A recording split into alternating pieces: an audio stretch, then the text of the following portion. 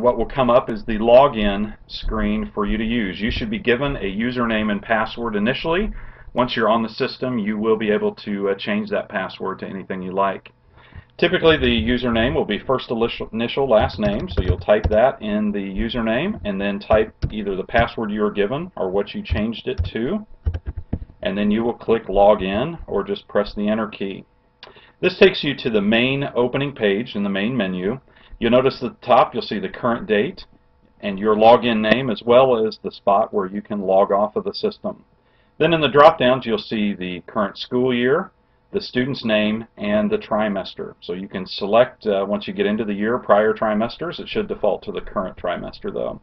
If you have more than one child attending Veritas, you should be linked to all of them, so you should be able to select at the top here whatever student you would like to view the information for. So switching back and forth is as easy as going up here at any time and selecting a new student name. Across the middle here you'll see the main menu, and I'll touch on each of these in a moment, but this is how you navigate the site, is across these tabs in the main menu. You're going to default to the home menu when you log in. Now in this menu you'll simply see a place where we can put notes to communicate with you. Currently there's just a welcome message and then a message about how to get to those video tutorials that I mentioned. If anything changes with the system, the SIS system, or there's anything you really need to know, we'll add a note down here. This is not intended to be a news section. You can get your news off the web page or through the newsletter, but if anything relating to the SIS, we will make updates here. So be sure to check those notes and make sure there's nothing new when you log in. As you work your way across, I'm just going to touch briefly on what's in each of these tabs. Under School Info, you're going to see a couple things. It's going to default to a calendar. This is just a calendar of school days. And again, we'll put on this calendar not everything going on in the school, but we'll put those important dates from an academic standpoint. For example, if I go to October 2011, you're going to see that the date for interim reports is the 12th.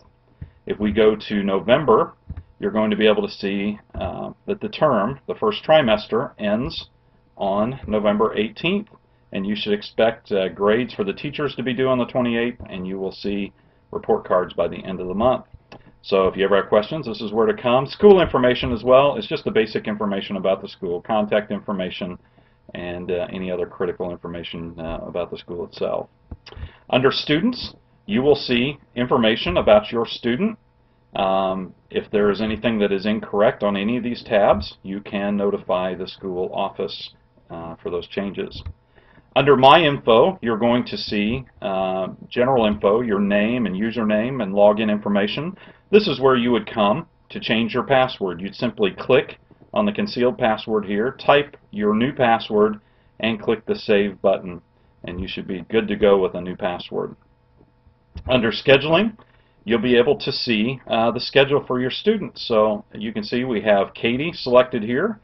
If we want to show all, you'll be able to see that she is enrolled in 2 courses. They are full year courses, and you can see the days they meet and other important information. If you want to print this schedule, you simply click the Print Schedule button, and you have the ability to print. You can also see class pictures. This is kind of interesting. If you want to learn anything about or recognize the students in class, you can click that period and click Create Class Pictures, and you'll get pictures and names of the kids that your students in class with. Great way to get to know the kids and be able to recognize them. Okay.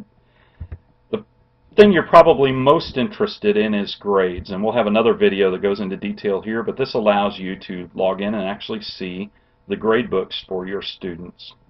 Finally, you'll see a tab for attendance and eligibility. We are not currently using this functionality, but at a future date we may start tracking attendance and eligibility for athletics and other programs on this system, and when we do, we'll create videos to explain those to you.